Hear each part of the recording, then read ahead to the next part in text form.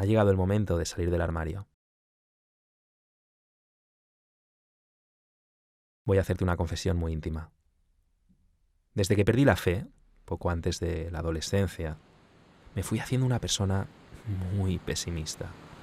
Y estaba convencido, porque así me lo había demostrado mi experiencia, que cuanto más indagase, cuanto más creciera mi conocimiento, más oscura me iba a parecer mi condición humana.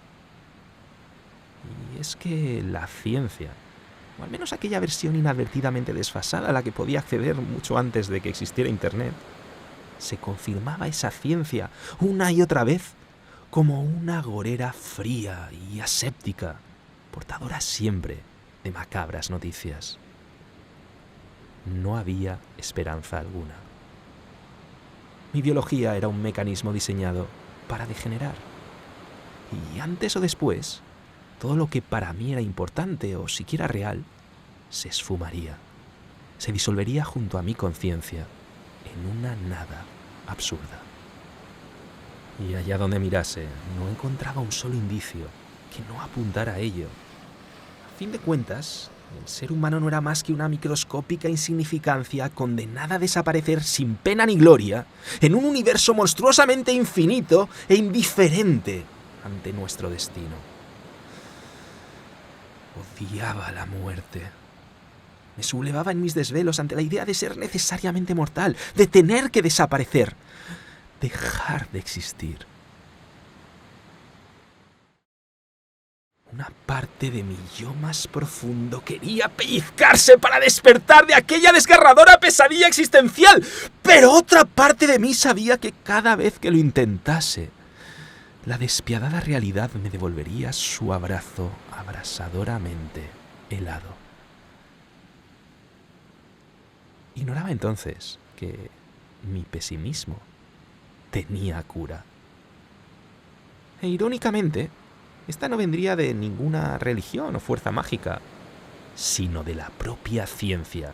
Sí, la ciencia, aquel pajarraco de mal agüero, pasó de ser ese mensajero cruel o sádico a convertirse en la única capaz de brindarnos la muerte de la muerte. Y en esta serie estás a punto de conocer a uno de sus asesinos potenciales, José Luis Cordeiro, o como a mí me gusta llamarlo en broma, el sicario de la muerte. Nosotros vamos a ver la muerte de la muerte. La carrera contra la muerte ha comenzado. Ganadores, ganadoras, sabéis que me gustan las sorpresas, pues la sorpresita que tengo para vosotros hoy es impresionante. Tenemos nada menos con nosotros que a José Luis Cordeiro. José Luis, bienvenido.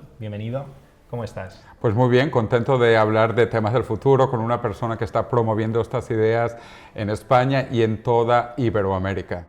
Si le preguntamos a la gente lo que quiere, ¿sabes lo que nos respondería? Carros. Carros con caballos más rápidos. ¿Sabes quién lo dijo? Henry Ford. Porque él sabía que a menudo no estamos preparados para un cambio de paradigma. La revolución biotecnológica va a tener lugar, pero no viene del sector médico.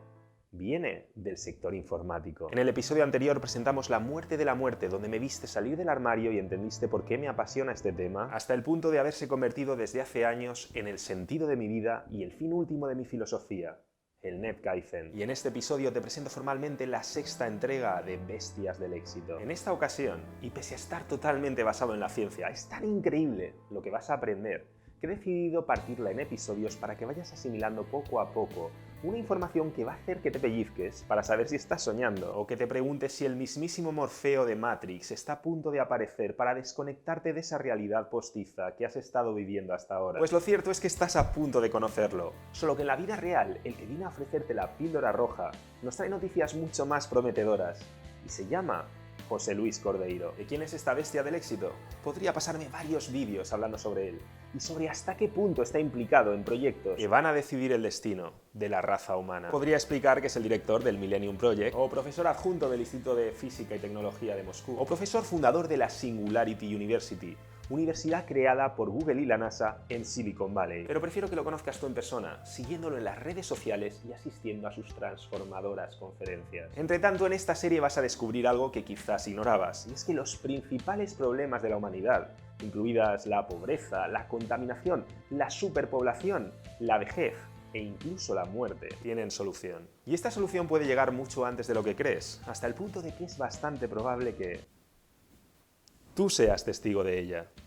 ¿Tiene esto que ver con la psicología del éxito? Dímelo tú, dime si darle un sentido a tu existencia, como ha hecho con la mía, puede ayudarte a ilusionarte con tu potencial y el de la humanidad, a luchar por un futuro mejor y abrazar la felicidad a cada paso. ¿Impaciente? No lo estés. Te dejo ya a disfrutar de la conversación con José Luis Cordeiro y el segundo episodio de La muerte de la muerte. ¿Cómo estás?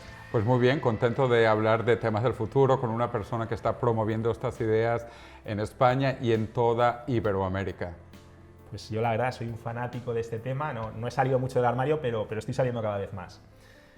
Vamos a empezar, me gustaría, porque mucha de mi audiencia está muy interesada en el éxito, en la superación personal, en el crecimiento. Y en mi caso particular tengo que decirte que entrar en contacto con estas ideas que tú predicas del transhumanismo, de la singularidad tecnológica, a mí me cambió completamente porque pasó de hacerme una persona pesimista, yo era bastante pesimista, a cambiar completamente todo mi sistema de creencias de raíz, y creo que ahora soy muy optimista porque creo que tener esta visión, ¿no? de todo el potencial que tiene el ser humano como especie y como lo que puede llegar a ser, o sea, me parece impresionante. ¿Tú ves relaciones entre lo que es el optimismo o una psicología del éxito, del logro y tener este tipo de creencias? ¿Crees que es algo motivante, que nos puede ayudar, que nos puede cambiar? ¿Cómo? Bueno, yo creo que hay que ser optimista y positivo en la vida, porque muchas de las cosas que creemos se terminan volviendo en profecías autocumplidas. Entonces, si tú piensas que vas a tener éxito, que vas a hacer cosas grandes en la vida, tratas de hacerlas. Si por el contrario piensas que no vas a hacer nada, pues no lo haces. Si piensas que vas a ser un fracasado, pues ya estás fracasado desde el arranque, comienzas mal. Entonces tenemos que pensar lo que queremos hacer, convencernos a nosotros que lo podemos hacer. Y hay muchos estudios en psicología al respecto, incluyendo desde los campos de concentración nazis. Viktor Frankl, un psicólogo muy interesante que estudió los sobrevivientes de los campos de concentración, y había que ser optimista realmente, muy positivo para sobrevivir los campos de concentración. Y los que ya veían que ese era el fin, pues fue el fin para ellos, indiscutiblemente. Entonces, también hay condiciones externas, pero la parte interna es fundamental y hay que ser positivo, hay que ser optimista. Es la historia del vaso medio lleno o medio vacío. Aunque está a la mitad, es mejor pensar que está medio lleno, hay que verlo del lado positivo y entonces tratas de llenarlo. Pero si piensas que es medio vacío, ya comienzas mal. Sí es fundamental la visión que tienen las personas. Es que esa es la parte que más me llama la atención de todo este ámbito, porque yo creo que es lo que es la condición humana. Si una persona que no sea muy religiosa, en principio tiende a tener una visión como fatalista, negra, oscura de la condición humana, ¿no? Estamos predestinados, no hay nada bueno, y yo tenía un poco esa visión y era por falta de conocimiento. Yo me daba cuenta de que cuanto más conocimiento adquiría, más pesimista me hacía, pero hubo de repente un punto de inflexión, que fue cuando entré en contacto con estas ideas, a partir del cual más conocimiento equivalía a más optimismo, precisamente porque creo que toda esta idea de la singularidad, de revertir el envejecimiento, al final satisface muchas de las necesidades que también satisfacen las religiones tradicionalmente. Claro, las religiones son una manera de crear expectativas en las personas, pero no únicamente lo puedes hacer a través de la religión. Yo creo que la vida por sí es maravillosa y hay muchísimas cosas para aprender que no necesitan de la religión, ¿no? Yo no quiero atacar tampoco, hay gente religiosa que son muy amigos míos, si eso les llena, pues me parece muy bien, pero yo creo que yo, sin ser muy religioso, hago cosas maravillosas para el bien también de la humanidad, sin que tenga esta moral religiosa, ¿no? Es más, a veces un amigo mío dice que si para ser bueno hace falta que te fuerce una religión, pues significa que no eres muy bueno de verdad. O sea, internamente tú no eres bueno, es algo externo que te fuerza.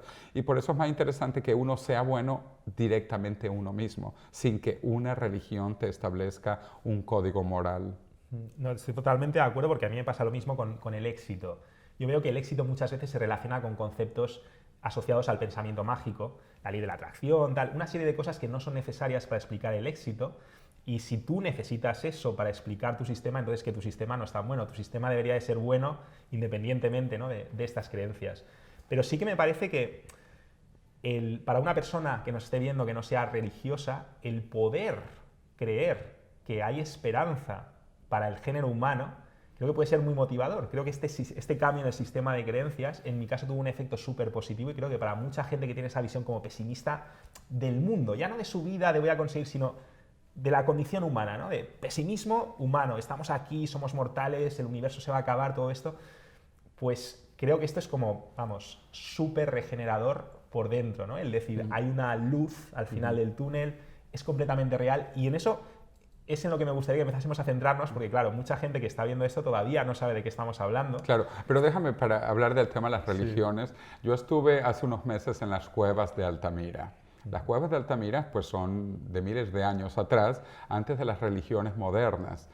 Y han existido muchas creencias religiosas que hoy las llamamos mitología, porque no eran científicas y cada vez que se aprende más uno explica las cosas que antes necesitaba la magia o poderes divinos para explicar la lluvia, el fuego, etc. Entonces, incluso la religión de los faraones de Egipto duró 3.000 años, 3.000 años, más que el cristianismo, 1.000 años más, y hoy decimos que es una mitología. Pero, sin embargo, también tuvo sus partes útiles en ese momento en Egipto, ¿no?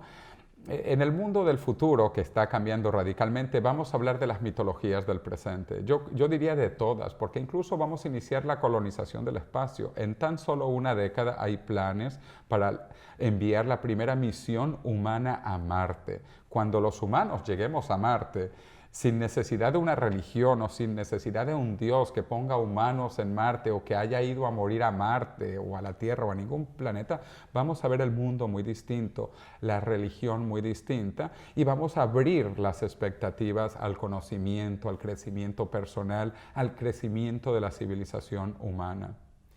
Es que claro, mucha gente que nos está viendo todavía, que no está familiarizada con este tema, todavía no sabe todo lo que tú dices y que además son cosas que no están basadas en ninguna superstición, está basado en un crecimiento exponencial que se va produciendo desde hace un siglo, ¿no? Entonces vamos a empezar por partes, vamos a empezar con lo menos fuerte, que ya a mí me parece muy fuerte, que es la parte de revertir el envejecimiento. Claro. Pensando en la persona que no tiene ni idea de todo lo que tu trabajo y de lo que tú llevas enseñando, ¿es realmente posible revertir el envejecimiento? Pero no solo es posible, es que ya ocurre. Hay formas de vida como la hidra que se rejuvenece continuamente. Las hidras son biológicamente inmortales. Desde el punto de vista que no envejecen, no se van poniendo más viejitas, peores, pero pueden morir. Si alguien mata a la hidra, si alguien se come a la hidra, si le da una neumonía, etc., pues se nos muere la pobre hidra. Pero las hidras han existido durante millones de años. Y a lo mejor nos encontramos una pequeña hidra de millones de años en la playa, por ejemplo. Entonces, esto ya existe, pero además en las últimas décadas hemos aprendido que incluso nosotros, los humanos, tenemos células que no envejecen. Las células germinales, que son las células que hacen los espermatozoides en los hombres o los óvulos en las mujeres, no envejecen. Estas células pueden vivir indefinidamente. Sin embargo, mientras están en el cuerpo humano, cuando el cuerpo envejece y se muere, estas células que están dentro y que no envejecen, también se mueren porque se le acaba el sistema, se le acaba la comida. Pero si tú extraes las células germinales, ellas pueden vivir indefinidamente. Lo mismo que las células madres, pueden vivir indefinidamente. Entonces, las mejores células que existen, las germinales y células madres, no envejecen. Por otro lado, también es muy interesante que las peores células, el cáncer, tampoco envejece. El cáncer se sabe ya desde hace más de medio siglo que el cáncer son mutaciones de células normales que envejecen, que se transforman en células mutantes que dejan de envejecer y crecen, se reproducen y dejan de envejecer. Entonces se van comiendo al cuerpo. De hecho, es lo terrible del cáncer. El cáncer se va comiendo al cuerpo. Y cuando se acaba el cuerpo, se acaba la comida, pues se muere el cuerpo y se muere el cáncer porque se le acabó la comida. A no ser que sean las células de Henrietta. Claro, esta Henrietta Lacks, que es las células que se descubrieron en 1951, y desde entonces se sabe que las células cancerígenas no envejecen. Y están en todo el mundo, en todos los países básicamente hay centros de investigación biológica con células HeLa. HeLa es Henrietta Lacks, el nombre de la paciente que falleció en 1951 de un cáncer cervical, pero las células están vivas del cáncer, no la mujer pobrecita que falleció. Entonces hoy sabemos que esto ocurre en tus células, en mis células, las mejores y las peores que no envejecen, y que hay formas de vida, como la hidra, que no envejece. Entonces, la prueba de que es posible es que ya existe. Esto no hay que inventarlo, existe. Ahora tenemos que llevarlo al resto del cuerpo, hacerlo de una manera inteligente. Aquí hay una parte que me interesa mucho, porque de nuevo creo que habrá mucha gente que será escéptica, pese a lo que has dicho. Habrán comprendido, yo creo que es muy complicado decir que no es posible después de todo lo que has explicado. Teóricamente es posible. Ahora vamos a ver si es prácticamente posible y además prácticamente inminente. Entonces, un concepto que tú trabajas mucho, que creo que la gente todavía no asocia, es el del progreso exponencial, el crecimiento acelerado. ¿Y qué relación tiene con la medicina? Porque claro, si tú le dices esto a muchos médicos, pues te dirán, bueno, pues igual es posible, pero falta mucho. Hasta que dentro de la ecuación introduces el factor del crecimiento exponencial, del procesamiento de la información, y cómo la ciencia, cómo la medicina, como tantísimas ciencias, están pasando a ser también ciencias de la información. Correcto. Porque es lo que marcó la gran diferencia con Craig, ¿cómo se llama? Perdón, el del Craig genoma. Venter. Craig Venter. O sea, que decían, ¿no?, que cuando iba por la mitad del proyecto, decían, pues es imposible porque fíjate, solo ha conseguido esto porque no estaban pensando en pasos exponenciales, estaban pensando en pasos lineales. Sí, bueno, de hecho, el proyecto del genoma humano comenzó en 1990. Y para 1997 solo se había secuenciado el 1% del genoma, después de 7 años. Entonces la gente decía, pensando linealmente. Porque 1% era bueno, pensando exponencialmente era bueno, iban muy bien realmente. Claro. Pero si te tomó 7 años para el 1%, pues imagínate cuántos años más te iba a tomar el 99% restante si fuese un cambio lineal, pero no es lineal. Entonces, personas como Craig Venter o Ray Kurzweil, también de mi alma mater, del Massachusetts Institute of Technology, dijeron, pero ya está, hemos hecho el 1%, esto significa que en otros 7 años secuenciamos el 100%. ¿Por qué? Porque se estaba duplicando en ese momento. Entonces, vamos a contar aquí cuántas duplicaciones hacen falta. Del 1 vas al 2, vas al 4, vas al 8, vas al 16, vas al 32, al 64 y llegaste al 100%. Entonces, aunque parezca muy lejos, como es duplicaciones exponenciales, o sea, este crecimiento acelerado continuo, se llegó tan rápido. Y eso está ocurriendo con todas las tecnologías que se vuelven informáticas con cambio exponencial. Yo soy ingeniero y yo he trabajado mucho en el tema tecnológico de todo el tiempo y es impresionante que ahora hasta la medicina se ha vuelto una ciencia informática, porque después de que se secuenció el genoma humano, y aquí tengo yo el ejemplo de un gene chip. Un gene chip es un chip para genes que te permite secuenciar tu genoma. Entonces tu genoma, todo tú, se puede secuenciar.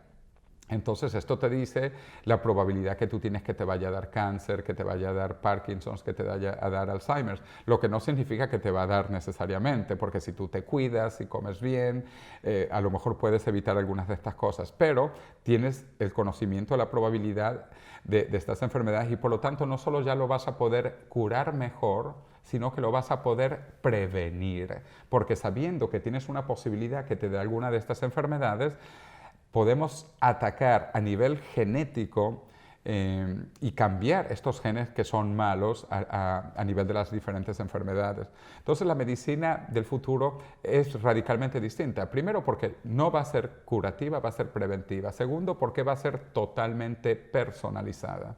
Ahorita tú te tomas una aspirina igual que yo, pero es que a lo mejor tu aspirina tiene que ser distinta de mi aspirina y esto ya se va a poder modificar. De nuevo, el genoma no es todo, pero por lo menos es la mitad de las cosas, porque si viene un avión y te cae en la cabeza, Avionizado, que quedas dirías tú. avionizado. O muchas cosas similares, ¿no? Pero desde el punto de vista genético tú puedes controlar muchas de estas enfermedades, te repito, curarlas, pero lo que es mejor, prevenirlas. Entonces esto es tan radical que Microsoft anunció que en 10 años ellos piensan curar al cáncer. ¿Y por qué? Pues porque expliqué, el cáncer es una mutación del genoma normal.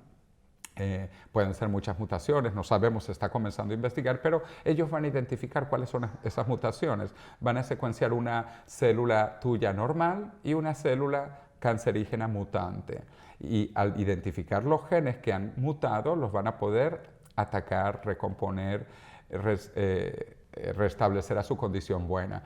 Y lo han dicho en 10 años, a mí me parece admirable y sin embargo poca gente ha escuchado esto. Porque vienen de fuera de la medicina, además. Claro, pero es que hablando de fuera de la medicina te voy a dar 3 casos que son espectaculares. Bueno, Microsoft en 10 años cura el cáncer. Luego, Facebook, Mark Zuckerberg y su esposa Priscilla Chan crearon una fundación para curar todas las enfermedades. Esto es increíble y han iniciado con un aporte de $3 billones de Estados Unidos, o sea, 3.000 millones de dólares, en los próximos 10 años. Incluida la vejez, ¿no? Claro, todas las enfermedades, todas. Las catalogan porque, claro, hay gente que se resiste a catalogar la vejez como enfermedad. Ahora hablaremos también de esto. Correcto. Y además incluye $600 millones para crear un centro de biotecnología en San Francisco con las 3 principales universidades de allá, del área de la Bahía de San Francisco, que son obviamente la Universidad de California en San Francisco, la Universidad de California, Berkeley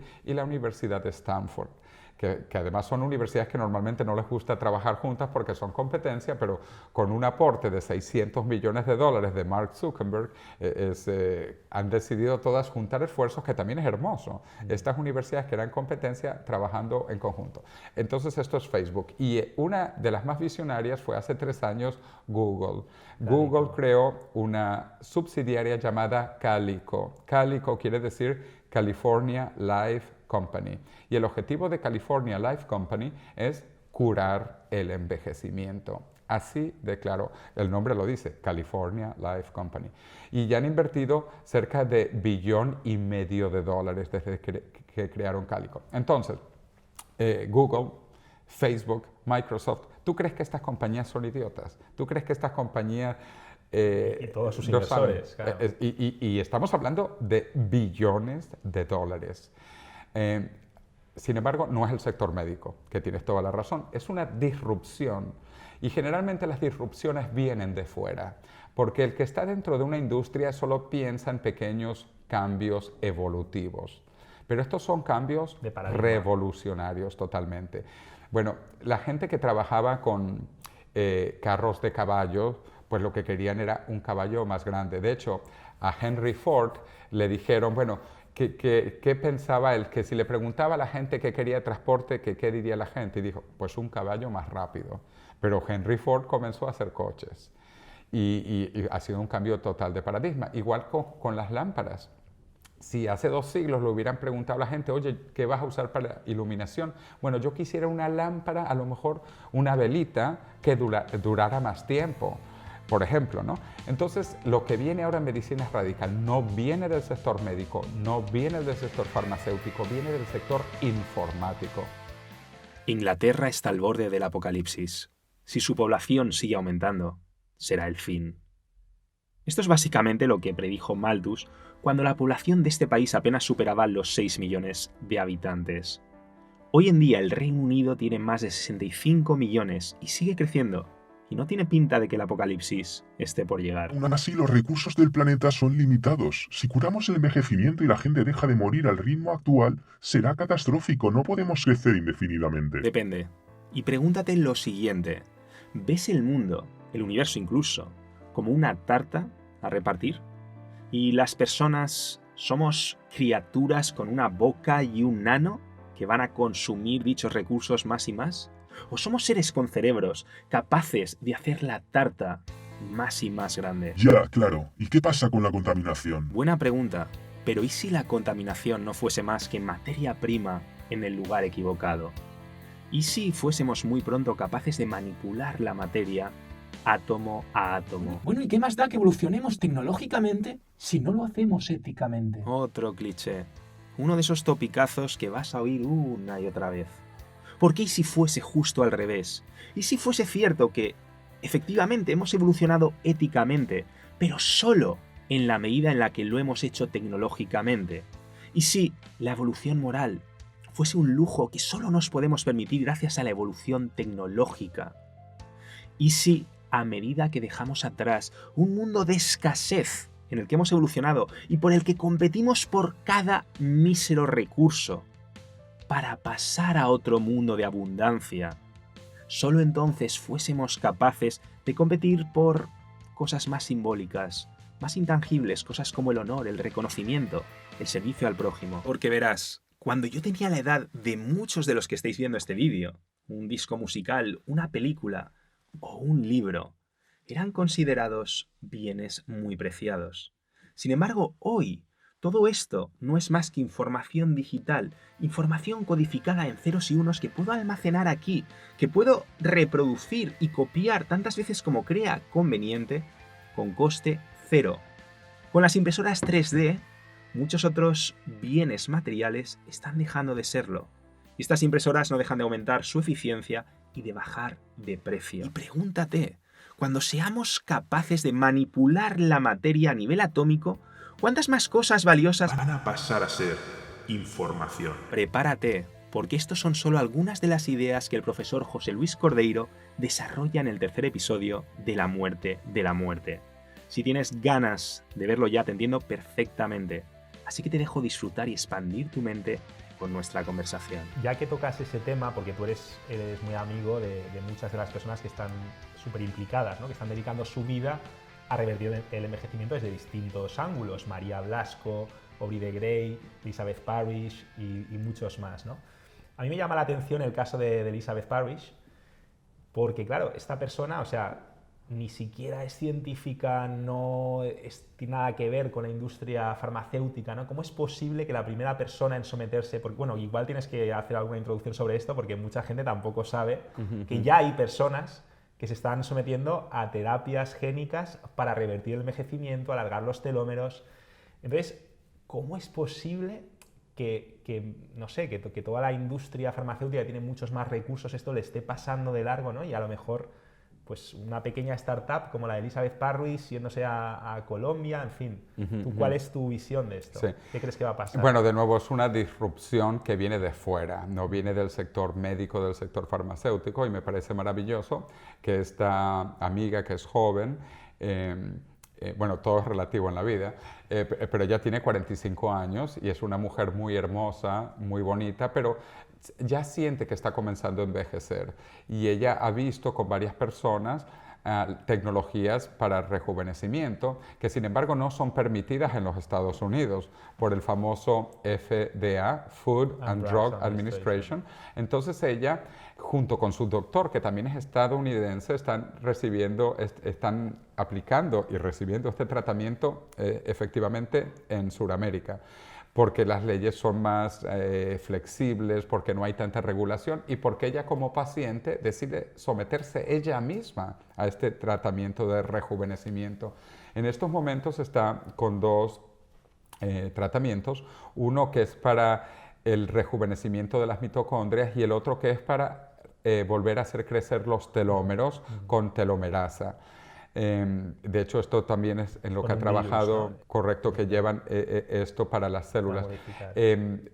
María Blasco, en España, la directora del CENIO, el Centro Nacional de Investigaciones Oncológicas, también está trabajando en técnicas parecidas con telómeros, telomerasa, y qué es lo que ocurre en el cáncer. Las células cancerígenas continuamente producen telomerasa para reconstruir sus telómeros, y por eso es que las células cancerígenas no envejecen. Bueno, me parece muy valiente que una mujer joven en buena condición haya decidido ser lo que llamamos hoy la paciente cero. Ella es conocido... Es un caso de película, prácticamente. El científico se aplica a sí mismo, ¿no? Claro, habrá películas en el futuro sobre ella, pienso yo, además, cuando esté más joven. Sí. que es lo interesante. Ella lleva varios meses con este tratamiento, claro, es muy temprano para decir, pero yo estoy convencido que Por lo si menos no... sabemos ya que bastante seguro, porque todos pasamos miedo cuando nos enteramos de la noticia, Claro. ¿no? Fue como... Sí, pero no solo eso, de estos dos tratamientos se verá cuál es mejor, también pueden haber diferentes condiciones cuando puedes utilizar uno u otro de esos tratamientos o otros tratamientos diferentes. Esto solo está comenzando, porque la gente va a comprender que esto es posible. Y de nuevo, o sea, que lo ha dicho Facebook, Mark Zuckerberg, que pone $3 billones, el tipo no está loco, y la mujer es médica. Lo interesante es que su esposa, que dirige la fundación, es una médico. Entonces, si lo hace la médico también... Bueno, el punto es que cada vez más gente va a comprender que esto va a ser posible. No es una cuestión de si es posible, sino de cuándo será posible. Y de verdad yo no tengo la más mínima duda, porque la prueba de que es posible es que ya existen células que no envejecen. Esto no son células de Marte. Tú tienes células germinales que no envejecen. Espero que no tengas cáncer, ni nadie, No, porque tenemos células cancerígenas que con suerte nuestro sistema inmunitario pues claro, las va a mantener las a raya, controla pero y constantemente. las elimina, efectivamente. Siempre hay continuamente mutaciones en el cuerpo, algunas de las cuales terminan en procesos cancerígenos, pero que claro, nuestro sistema inmune cuando puede y cuando el cáncer es pequeño, pues lo termina destruyendo. Igual esto va a ser mucho más generalizado. Yo sí creo, como lo ha dicho Microsoft, que en 10 años vamos a poder curar el cáncer. Y no porque sea un sueño o pedir una promesa, no, es porque yo veo los avances y es fascinante. Sobre el tema del envejecimiento, efectivamente nosotros decimos que es una enfermedad. El envejecimiento es una enfermedad, pero curable. Y esa es la idea, curar el envejecimiento. Justo has tocado un tema que es el cuándo. Has hablado de legislación, has dicho que el envejecimiento va a ser curable. Claro, a mí me llama mucho la atención que yo estoy súper convencido, a mí me tienes muy convencido del potencial humano. La parte quizás con la que yo soy más escéptico es con nuestra capacidad también para autosabotearnos y a veces de forma muy tonta. Por ejemplo, en el caso de la legislación, ¿no? Yo pienso, cuando piensas en coches de Google que se conducen solos, cuando piensas en toda esta legislación que está impidiendo que ciertas terapias se lleven... ¿Hasta qué punto puede eso frenarnos? ¿O va a haber siempre países que legislen menos y que van a actuar como de acicate para aquellas culturas que tienen más frenos? ¿Tú qué visión tienes con Bueno, este tema? primero... ¿Es el principal obstáculo más que los desafíos técnicos o no es ni siquiera un obstáculo? ¿Cómo lo ves tú? Sí. Bueno, sí es un obstáculo importante porque mientras que la tecnología cambia exponencialmente, los sistemas humanos son muy lineales, ¿no? A veces... Peor, las burocracias ni siquiera quieren cambiar, ni lineal ni nada. Que es un poco ridículo, cero. ¿no? Que la humanidad no llegue a todo lo que puede llegar por un tema burocrático. Me parece, vamos... Sí. Otra cosa también... Cómico o trágico, sí, una tragicomedia griega. Otra cosa es que, tú lo has dicho, nos metemos autogoles y esto es muy doloroso, incluso a nivel personal. Las personas sabemos que si tenemos propensidad a la diabetes o cualquier cosa, que no tenemos que andar comiendo dulces, etcétera, y azúcar. Pero es que como es tan rico, pues la gente lo come. Hay gente que igual continúa fumando porque es una especie de vicio y a veces caemos en estos vicios o tomar en exceso y es difícil salir de estos vicios. Entonces nos estamos metiendo autogoles a nivel individual, también nos metemos autogoles a nivel de país y nos metemos autogoles a nivel de planeta. A nivel de país, Estados Unidos, por ejemplo, cuando se estaban iniciando las investigaciones en células madre, el gobierno de George Bush, hijo, prohibió la financiación federal de investigaciones en células madre. Entonces, ¿qué pasó? Que los científicos que estaban trabajando en esto se fueron de los Estados Unidos, muchos.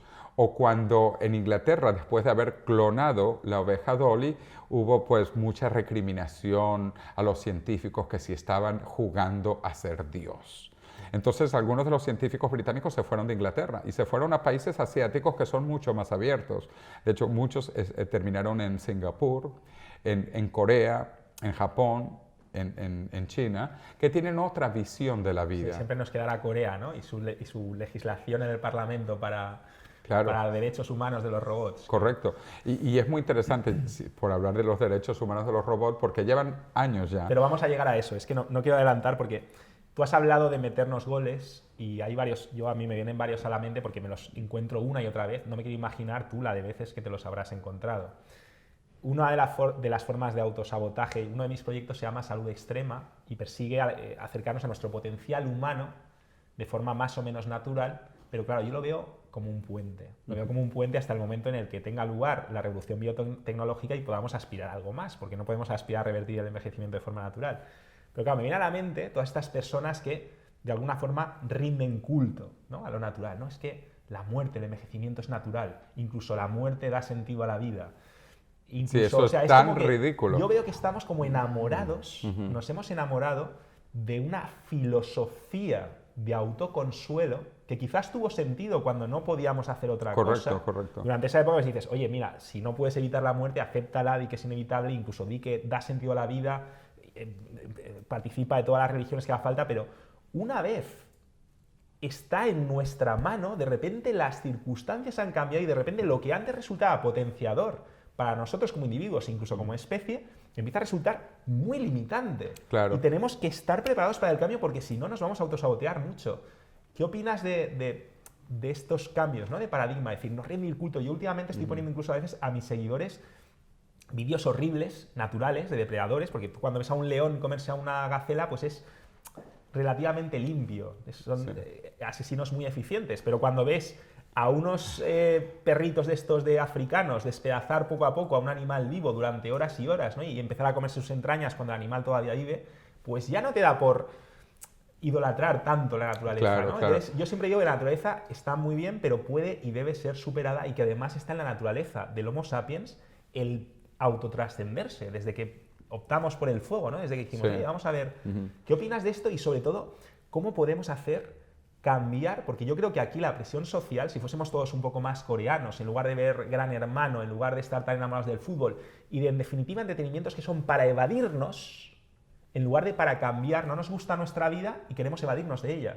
Cuando ahora tenemos la posibilidad de cambiarla, ¿qué le dirías a todas estas personas que practican la evasión, que están enamorados de lo natural, que abrazan estas filosofías del autoconsuelo? O sea, ¿qué les dirías? Bueno, primero, hemos tenido que justificar la muerte hasta ahora porque era inevitable. Y de hecho la muerte todavía va a ser inevitable. Yo calculo 20 años, máximo 30 años. Pero cada vez va a haber más Aunque para eso evidencia. tienes tu plan B también. Claro, el plan B es la criopreservación, pero esto es otro punto separado. Sin embargo, yo sí estoy convencido que vamos a poder controlar el envejecimiento y rejuvenecer incluso las células del cuerpo y el cuerpo entero.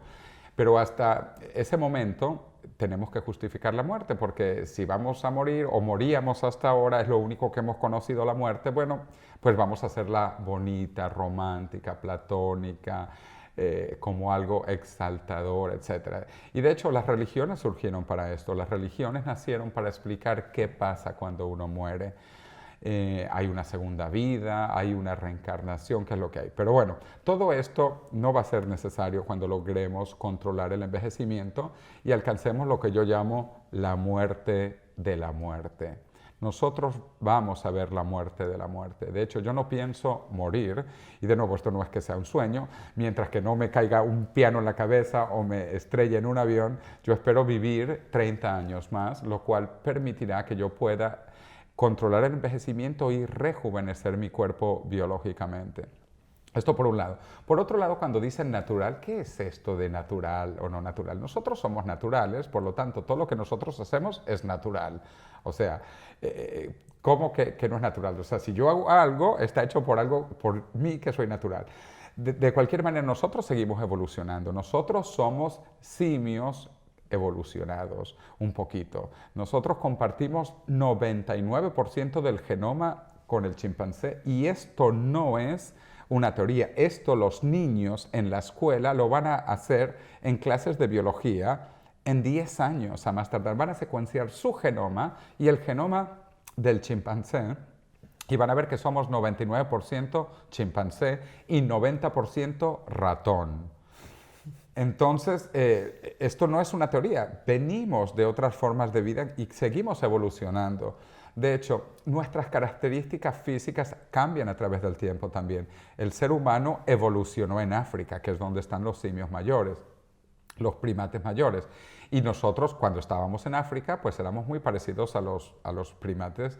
Éramos de piel oscura, con pelo rizado, como son los gorilas y los chimpancés. Pero luego evolucionamos cuando salimos de África, el color de la piel cambió. Esto es una mutación, se estima alrededor de 25 o 30 mil años atrás, cuando mutó en el Medio Oriente la piel.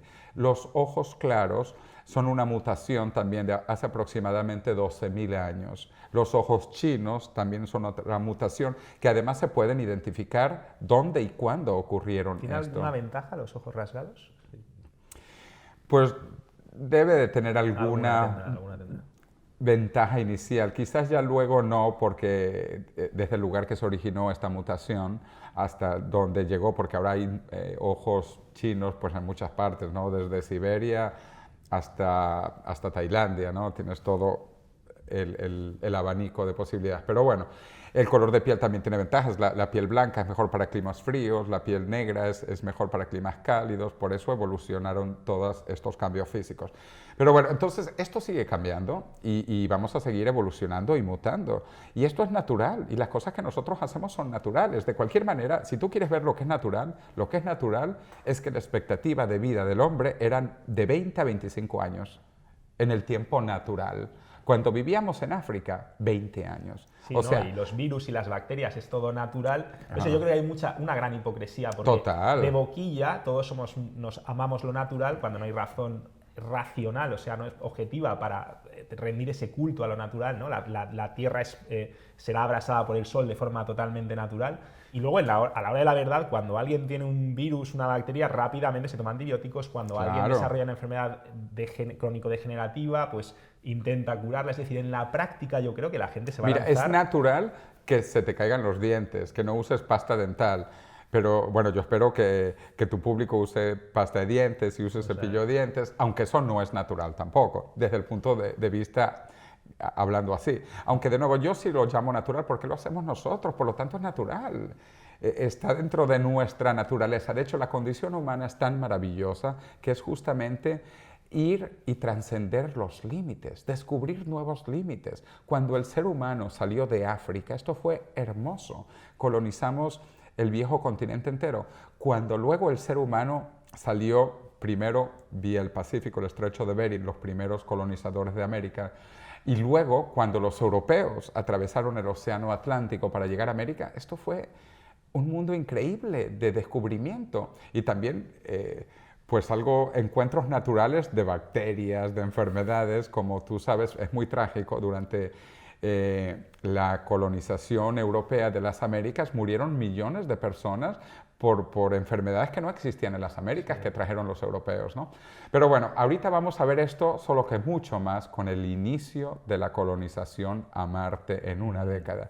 Imagínate cómo se nos van a abrir los ojos, cómo se nos van a abrir las expectativas de lo que es posible. Me gusta mucho lo que dices de que al final es mucho más natural, más intrínseco a nuestra especie ese anhelo de trascendencia, que al final la excepción a la regla sería más la excepción a la regla y no la regla, casos que tú citas mucho como los Amish o los Yanomami, realmente no son representativos del género humano, es mucho más representativo pues el resto, ¿no? Que se ha subido al carro. Pero una vez digamos estas objeciones, es que, y perdona porque es que me gustaría aquí ser muy duro con estas objeciones porque me las encuentro demasiado.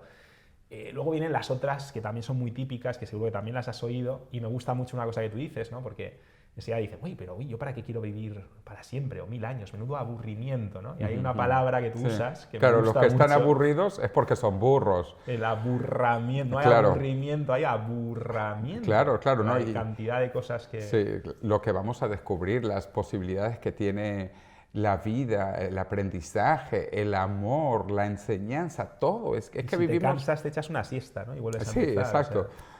O te crionizas un tiempo, oye. Correcto, y luego van a cambiar las cosas. Si piensas que lo has visto todo, mentira, que jamás nunca has podido ver todo, porque cada experiencia es nueva, es distinta, las condiciones cambian, el clima cambia, la gente cambia, o sea, no hay nada que sea realmente igual. Entonces, en un mundo de tantos cambios, yo creo que la gente va a experienciar, a descubrir cosas maravillosas. Cuando tienes a alguien completamente convencido, entonces ya viene la última objeción típica, que es donde entran estos temas que has adelantado de Marte y tal. Y es que, claro, no, pero es que en el mundo no caben, ¿no? Y en la conferencia de hoy me gusta mucho el ejemplo que has puesto de Inglaterra, Claro. por la objeción de la superpoblación. Me gusta mucho cuando hablas de que las personas no tienen por qué ser necesariamente consumidores de recursos, también creadores de recursos. Me encanta lo que has dicho de no solo somos una boca y un ano, son pues, organismos muy básicos, sino que tenemos cerebros que pueden producir más de lo Mucho que más, consumen. muchísimo más de lo que consumimos. De hecho, ¿por qué la civilización ha aumentado el conocimiento tanto en el último siglo? Porque tenemos más gente y la gente tiene cerebro. La gente no es solo la boca y el ano, los dos orificios principales por los que entra y sale. No, es el cerebro. El cerebro es lo más importante y con este cerebro podemos crear, imaginar, pensar, viajar, volar, todas las cosas que estamos haciendo. Y el nivel tecnológico que hemos alcanzado es porque justamente hay más gente. Pero, de nuevo, todo depende de la tecnología. Cuando vivíamos en África, hace 60.000 años, todos los seres humanos, que éramos muy pocos, se estima que la población humana no llegaba sino probablemente a 1 millón de habitantes en África. ¿Por qué? Porque no podía haber más gente con la tecnología del momento, que era la caza y la recolecta. No había suficientes animales para cazar ni frutos para comer, para recolectar, que para 1 millón de personas. Pero afortunadamente entonces inventamos la agricultura. La agricultura permitió una productividad increíble en la producción de comida y entonces la población creció en millones y en millones. Sin embargo, con la revolución agrícola, bueno, se crean las ciudades y luego pues creció mucho la población hasta que hace 2 siglos Malthus en Inglaterra dijo que el mundo estaba sobrepoblado y que Inglaterra con 6 millones estaba al borde del apocalipsis, con 6 millones de habitantes. Bueno, afortunadamente vino la revolución industrial que permitió la mecanización de la agricultura y de la producción de alimentos y de muchas otras cosas. Y hoy en día el Reino Unido tiene aproximadamente 60 millones de personas, un poco más, y no está sobrepoblado realmente. Y en el futuro, si hay más gente, es que va a cambiar la tecnología, porque al igual que pasamos de la caza y la recolecta a la agricultura, a la mecanización en la industria, ahora vamos a pasar a la nanotecnología, que nos va a permitir arreglar la materia átomo a átomo. Vamos a pararnos un momento aquí, porque este es un tema que vamos a retomar.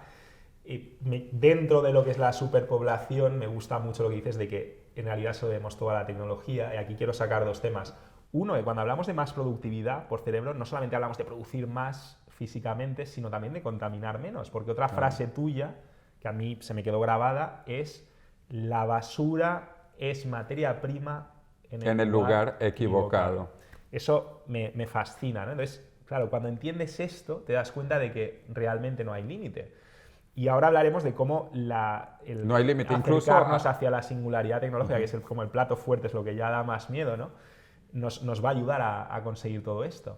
Pero has tocado un tema muy, muy bonito, que es cómo en el fondo se lo debemos toda la tecnología. A mí me hace mucha gracia cuando digo a economistas, cuando con teorías raras económicas muy retorcidas, o incluso cuando digo a expertos, ¿no?, a gurús, hablando del progreso, de la evolución ética y moral, porque yo realmente, cuando miro al pasado, yo no veo una evolución moral, y contrariamente a lo que dicen muchos de no, es que hemos evolucionado mucho tecnológicamente, pero no hemos evolucionado moralmente. Yo no creo que mientras seamos la especie que somos, porque claro, si somos máquinas ya el concepto de escasez cambia, porque tú puedes duplicar, ¿no? O sea, los ordenadores, la inteligencia artificial no va a tener ese síndrome de escasez que tiene el Homo sapiens. El Homo sapiens es agresivo porque en el pasado vivimos en entornos de escasez, teníamos que competir por recursos escasos, pero en el mundo informático todo se puede duplicar. Un disco, pum, se duplica, todo se puede copiar. Lo que quiero decir es que moralmente, claro que no hemos evolucionado, y es más, yo creo que no vamos a evolucionar mientras sigamos siendo biológicamente Homo sapiens no aumentados, pero es que además, si realmente nuestras sociedades son más permisivas, son más light, son menos crueles, se lo debemos todo a la tecnología. Es decir, somos los mismos con más recursos, y pese a a catástrofes económicas y tal. O sea, al final lo que realmente marca la diferencia es el aumento de la productividad y no hay otra Claro. cosa. Y la única cosa que permite el aumento de productividad es principalmente la tecnología. Eso es lo que nos permite ser más buenos, lo que permite que en las sociedades evolucionadas pues nos escandalicemos, ¿no? Cuando vemos ciertos desastres, cosa que no ocurría en la Edad Media, imagino que era un mundo horrible, pero todo eso no es porque se haya producido una evolución moral, es porque se ha producido una evolución tecnológica y es un lujo que nos podemos permitir que antes no podíamos. Claro. Sí, bueno, sin ninguna duda el principal cambio y el avance de la humanidad ha sido principalmente gracias a la tecnología, que ha cambiado radicalmente. Cuando estábamos en África hace 60.000 años no conocíamos casi nada, escasamente cómo hacer el fuego, ni siquiera teníamos la rueda entonces, no teníamos ruedas hace 60.000 años en África. Entonces ha habido grandes cambios tecnológicos. La evolución de los sistemas sociales y las teorías económicas y políticas han tenido un impacto, pero tampoco tan grande. Incluso las religiones, o sea, si tú ves el mundo antes o después de Buda, antes o después de Jesucristo, no hubo un gran cambio. El cambio vino con el aumento acelerado de la tecnología durante la Revolución Industrial, que estuvo ligado al aumento de la población, que permitió tener más cerebros, más gente pensando, más gente produciendo. Pero una cosa, yo sí estoy en desacuerdo contigo, sí ha habido también evolución ética y somos más éticos. Para darte un ejemplo, hace 5.000 años atrás era ético comerte a tu enemigo. Y no solo era ético, era nutritivo. Y el canibalismo existió en muchísimas sociedades. Hace 2.000 años, en Grecia, donde se inventó la democracia, era ético tener esclavos. De hecho, para los esclavos también era ético ser esclavo. Si tú perdías una guerra entre Atenas y Esparta, el que perdía pues era esclavo. Era normal, hasta para el esclavo. Hace 100 años el presidente de Estados Unidos dijo que las mujeres no tenían que votar, que las mujeres sabían que no le correspondía votar. Tú dile eso hoy a una mujer. O que el presidente de Estados Unidos dijera esto de una mujer. ¿Pero tú no crees que esa evolución ética se debe a que se han generado unas condiciones? Claro, está bien relacionado. Es decir, si evolucionásemos tecnológicamente, ¿no crees que moralmente volveríamos otra vez Sí, a esclavizar fíjate, hoy no, e incluso a comernos unos a otros? Claro, hoy no necesitamos comer la gente porque tenemos la agricultura que produce más comida que una persona. No necesitamos la esclavitud precisamente porque el sistema productivo es tan avanzado que no hace falta tener esclavos para producir, a menos que sean los robots, los esclavos del futuro. No necesitamos que las mujeres no voten porque las mujeres están educadas, tienen visiones igual que los hombres, entonces es bueno que participen en todo el proceso político. Pero todavía van a haber más cambios, fíjate. Hace 40 años atrás, el Joseph Ratzinger, que luego fue el Papa Benedicto XVI, cuando él era el director de la oficina de la doctrina, que es algo así como el equivalente de la Inquisición moderna, él dijo que la fertilización in vitro era diabólica. Joseph Ratzinger dijo que la fertilización in vitro era diabólica. Hoy, gracias a los avances tecnológicos, hay millones de niños que han nacido gracias a la fertilización in vitro. Inclusive muchos niños católicos, ¿no?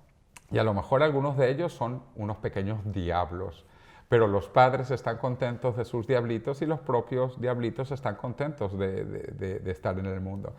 Entonces, lo que te quiero decir es que esto ya es aceptado, incluso por los católicos, la fertilización in vitro, aunque Joseph Ratzinger dijo que era diabólico. ¿Qué va a ocurrir? Otra cosa que yo veo es la clonación. Nosotros vamos a clonar, y no por reproducción, porque para la reproducción es más entretenido el sistema tradicional. Pero vamos a tener clonación con fines terapéuticos. Si tú necesitas clonarte un corazón, si necesitas clonarte un pulmón, lo vas a hacer con tus propias células. Y entonces mucha gente se opone a esto, como se opuso hace 50 años a la transferencia de órganos. Los implantes de órganos, imagínate el implante de un corazón, que te pongan el corazón de un muerto. Y si el muerto tenía amores, tenía rencores, ¿vendrán esos con su corazón? O sea, ¿cómo hemos cambiado? Y en realidad hay estudios, sí somos mucho más pacíficos, más tolerantes, a pesar de los problemas que uno ve día a día, porque son reales, la crisis de Siria, la crisis de otras partes del mundo, etcétera, son reales, pero estamos viviendo, sin embargo, en general en los tiempos más pacíficos de la historia del mundo. Somos más tolerantes a pesar de que somos muchísimos más, ¿entiendes? Y uno diría, bueno, siendo tantos a lo mejor necesitamos matarnos más, pero no, hemos aprendido a colaborar más. Entonces yo soy optimista que la tecnología seguirá cambiando y también el sistema moral será cada vez mejor y podremos ser más tolerantes y más colaboradores con otras personas, más empáticos. Estamos creando mayor empatía. Sí, yo en parte hago tanto énfasis a una especie de apología, ¿no?, de la tecnología, porque percibo que todavía hay mucho ludismo, ¿no? Todavía hay mucha gente que la demoniza en nuestra cultura occidental, como tú bien dices, que en Oriente es distinto. Y para zanjar esta parte, ¿no?, de que la tecnología es buena, por ejemplo, con el tema de la contaminación, que enseguida la gente asocia tecnología a contaminación.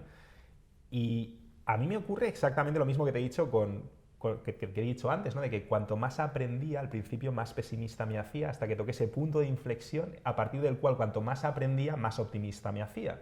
Pues creo que con la tecnología ocurre lo mismo. Claro, antes de la revolución industrial, más tecnología implicaba más contaminación, porque una máquina de vapor pues contamina más que un caballo, pero luego llegamos a un punto de inflexión al que probablemente ya hemos llegado, a partir del cual más tecnología ya empieza a ser cada vez menos contaminación. Correcto. Bueno, uno pasa un umbral de desarrollo donde precisamente luego es más limpio, mucho mejor. China está pasando por esto. China, que era muy pobre, pero con muchísima gente, entonces comenzó con un proceso de industrialización masivo y bastante sucio. Entonces, los niveles de contaminación son enormes en China, la polución ambiental es terrible, pero han llegado ya a un nivel, primero, económico, para permitirse ser más ecológicos a pesar de los costes, y segundo, han comprendido que se puede vivir en un mundo mejor mucho gracias a las nuevas tecnologías, que son más limpias también. Cada tecnología es más limpia. Uno aprende de los errores del pasado. Y yo sí creo que vamos a vivir en un mundo mucho más limpio, mucho más seguro y con un clima mejor incluso que el de ahora. Este punto, porque ahora ya vamos a hablar ya de cosas ya muy serias, muy impactantes, como es todo el tema de la nanotecnología, de todas las revoluciones que tú prevés, ¿no? Esto es todo por hoy, pero antes de despedirme quiero hacerte una pregunta final para que reflexiones. ¿Crees que estas tecnologías que van a revertir el envejecimiento y curar prácticamente todas las enfermedades van a ser solo para los ricos? ¿O crees que, como dice Ray Kurzweil, ocurrirá lo mismo que con esto? Me explico. ¿Recuerdas la primera película de Wall Street, la que se estrenó en 1987? Yo creo que por entonces tenía unos 11 años y era muy fácil reconocer a Gordon Gekko, el ricachón, porque aparecía hablando por teléfono con un ladrillazo de este tamaño. Esto era lo que ocupaba casi un teléfono de la época.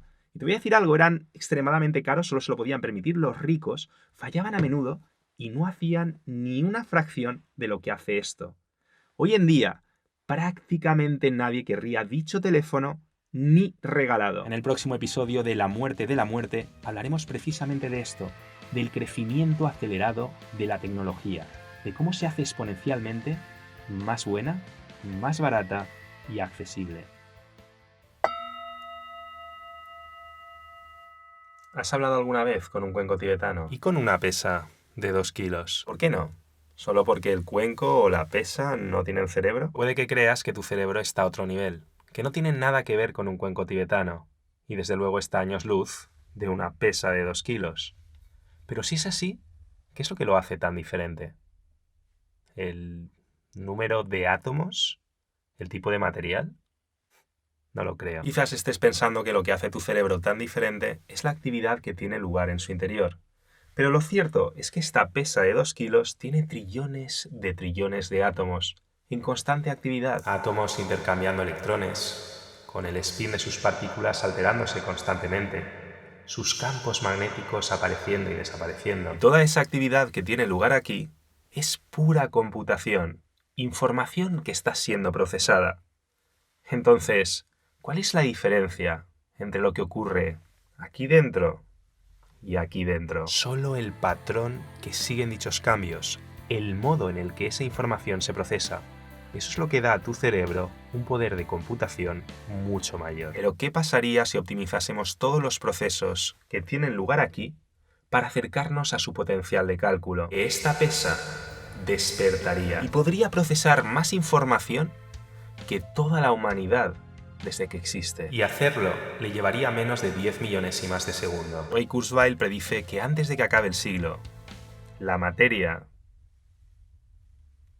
despertará y el universo se hará inteligente. Bienvenido a la cuarta entrega de La Muerte de la Muerte. Y ahora ya vamos a hablar ya de cosas ya muy serias, muy impactantes, como es todo el tema de la nanotecnología, de todas las revoluciones que tú prevés, ¿no?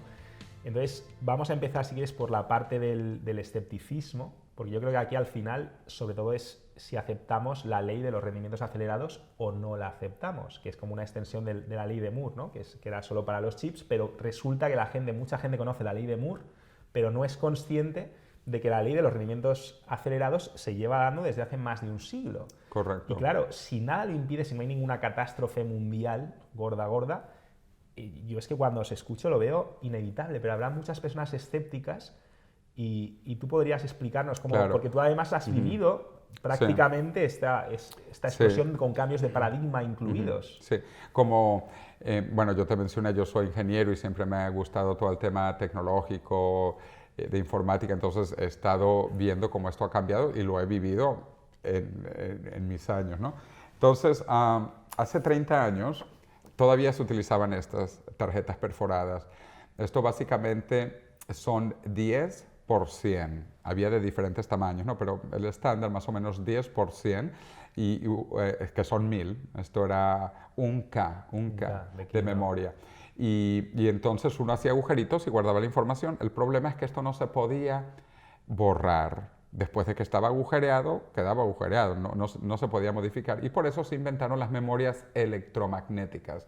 Y aquí tengo un ejemplo de una de las primeras también, de 8 pulgadas y que también era de un kilo de memoria. Lo que pasa es que este 1K era mucho mejor porque se podía borrar. Esto es electromagnético y se podía borrar. Y como yo siempre digo, tenía el agujerito más grande. Y 1K mecánico y 1K electromagnético da una caca de memoria teníamos hace 30 años. Afortunadamente la tecnología siguió evolucionando, luego vinieron estos, no sé si los conocieron, estos fueron de 514K, y luego vinieron estos de 1.4 mega, y ahorita yo tengo aquí pues un pendrive de estos, un thumb drive de 128 gigabytes. Entonces, esto ha ocurrido en 30 años. Hemos pasado de la caca a 128 gigabytes. Esto va a seguir ocurriendo porque esto es justo lo que tú dijiste, es la ley de rendimientos acelerados que llama Ray Kurzweil, que es mucho más allá de la ley de Moore. Antes que la ley de Moore, de hecho la ley de Moore... Incluye cambios de paradigma. Es correcto, es el quinto paradigma, la ley de Moore. Y la ley de los rendimientos acelerados continuará con el sexto paradigma. De hecho, esto no es el fin. Lo que sí que me gustaría que entendiese nuestra audiencia es que esto, en teoría, lo que va a ocurrir es prácticamente tan inevitable como lo que ha venido ocurriendo. Es decir, no estamos hablando de ciencia ficción, estamos hablando de algo que inevitablemente y además a un ritmo siempre exponencial ha venido ocurriendo. No hay razón para que deje de ocurrir. Claro. Esto va a continuar. Tendría que pasar algo muy raro para que se detuviese. Claro. Y fíjate, entonces esto también es plano, o sea, esto tiene un chip que es plano, de 2 dimensiones. En el futuro los vamos a tener de 3 dimensiones, para que tú veas lo que viene, no es nada. Esto no es nada comparado con lo que vamos a tener. Y de cualquier manera, en 30 años vamos a tener un aparato probablemente más pequeño que esto, pero totalmente tridimensional y con circuitos ínfimos, muy pequeños, y con más poder que tu cerebro. Esto va a tener en el futuro más transistores que tú tienes en tus neuronas y una capacidad de procesamiento mucho mayor. Y esto es un poco ya la idea de la singularidad, que generalmente nosotros definimos como el momento cuando la inteligencia artificial alcanza a la inteligencia humana. Nosotros estimamos que esto va a ocurrir entre el año 2029 al año 2045. durante este intervalo, que es muy cerca. Muy cerca. El año 2029 al 2045 no está lejos, espero y que todos nuestros amigos estén vivos para ver la revolución más increíble en la historia de la humanidad. Nada compara con lo que vamos a ver con la singularidad tecnológica, con una inteligencia artificial enorme que vamos a juntar a nuestra inteligencia, vamos a aumentar nuestra inteligencia, vamos a suplementar, a complementar nuestra inteligencia y nos vamos a volver mucho más inteligentes. Hoy somos muy brutos, somos muy estúpidos los humanos, vamos a poder ser más inteligentes. Y yo siempre le pregunto a la gente, ¿tú quieres ser más inteligente o más bruto? Yo aún no conozco realmente el que diga, no, yo quiero ser más bruto. Y uno lo ve en sus relaciones con amigos, le gusta tratar de estar con la gente más inteligente, le gusta que sus hijos sean inteligentes, que esté con otros niños inteligentes. Entonces la idea es que seamos más inteligentes. Y si no podemos ser todavía biológicamente más inteligentes, podemos hacerlo con inteligencia artificial.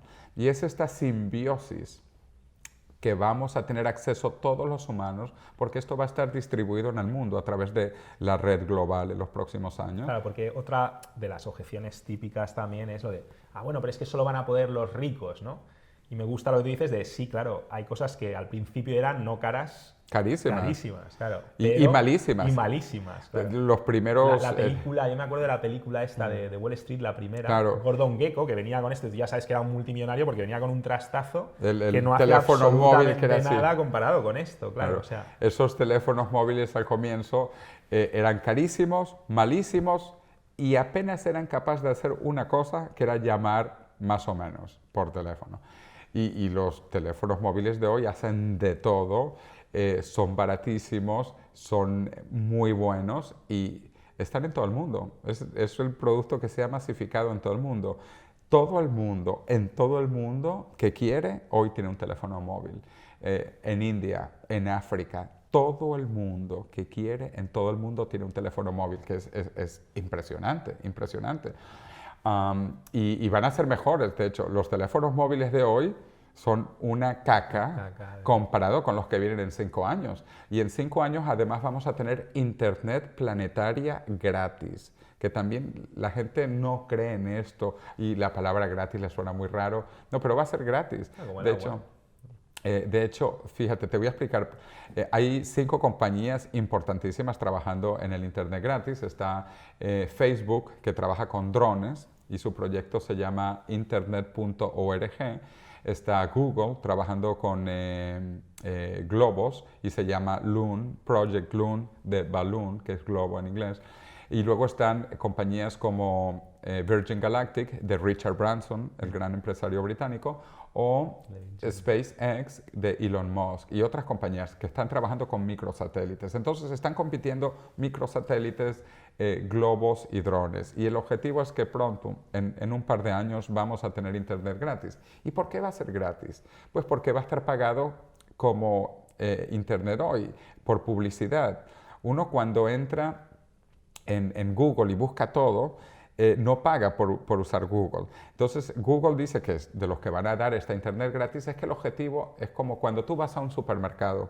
Tú no pagas por entrar al supermercado. Tú solo pagas si compras algo en el supermercado. Entonces, entrar al internet planetario va a ser gratis porque luego el que quiere comprar algo lo compra. Y igual va a haber publicidad, igual que Google. ¿Cuánta gente ha abierto uno de los clics ahí de los avisos de Google?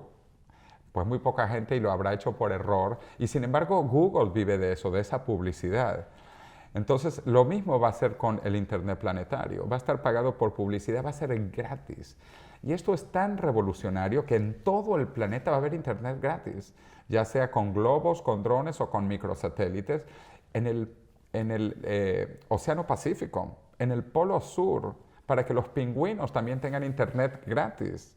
Es increíble. Y en 5 años tú no vas a poder decir más nunca, yo no sé. Lo que pasa es que, claro, todo esto suena muy prometedor para mucha gente que nos está viendo, hasta que dicen, bueno, 5 años, pero luego pienso en los próximos 15. Entonces, cuando llegamos ya a la singularidad, ¿no? Cuando salga el primer artilecto, que decía, ¿cómo se llama este señor? Había no me acuerdo. El famoso artilecto, ¿no? Que dice Sí, que sí. son... Yo tampoco me acuerdo. Un tal Hugo de Gales. Exactamente. Hugo de Gales.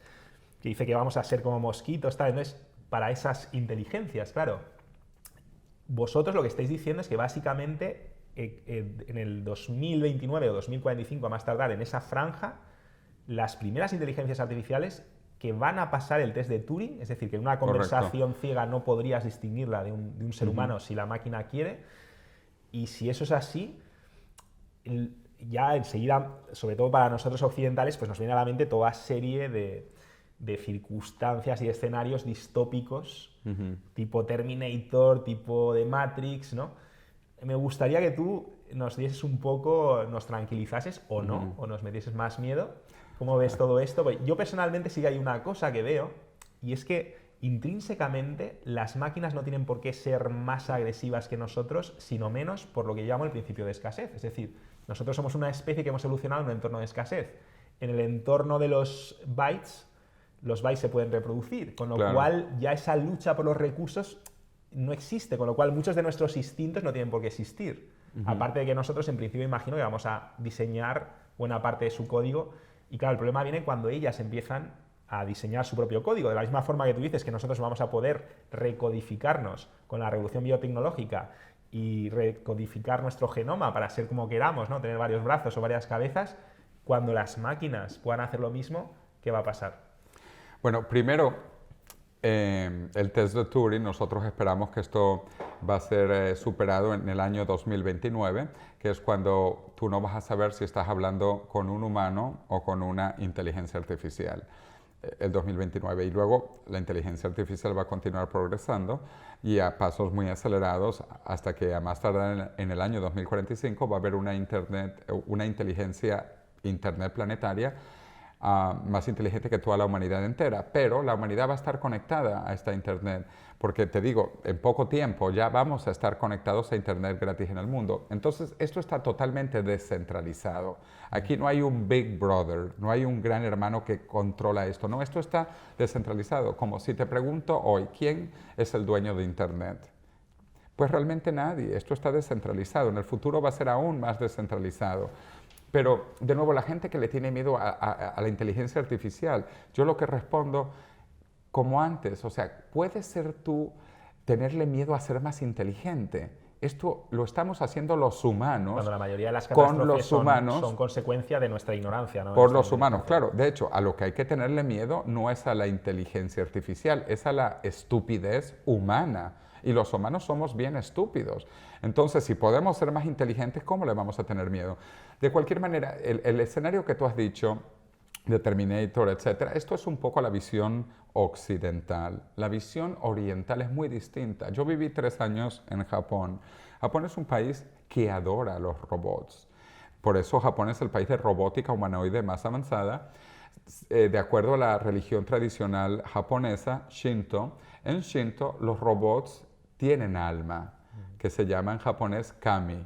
Ellos consideran que un robot tiene un alma, un kami.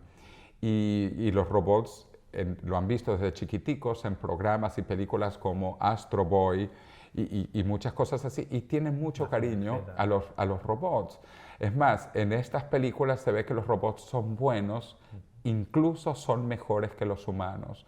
Cuando los humanos se pelean y hacen cosas malas, pues vienen los robots y ponen las cosas en orden, todo claro. Y hay un libro, bueno, han salido varios libros sobre el tema, incluso del amor con robots. Mientras que aquí la gente le tiene miedo a los robots, de que te van a comer, te van a destruir, allá en Japón quieren hacer amor con el robot. Y por eso, en el año 2020, van a tener, junto con las Olimpiadas de Tokio, van a tener una Olimpiada de robots. Solo de robots, la primera Olimpiada de robots de la historia del mundo. Pero bueno, igual, para quitarte el miedo. Entonces... Sí, tú comentas que pasa exactamente lo mismo con los dragones. También dragones claro, en Occidente, absolutamente.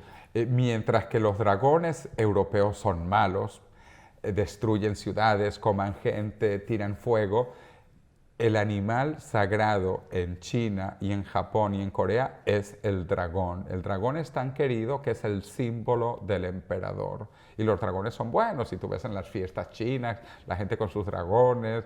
El año del dragón es uno de los mejores años que puede haber. Y aquí miedo al dragón. Soy dragón. Bueno, entonces ves, hay muchas cosas de estas que van a cambiar y tenemos que tener esta mentalidad global.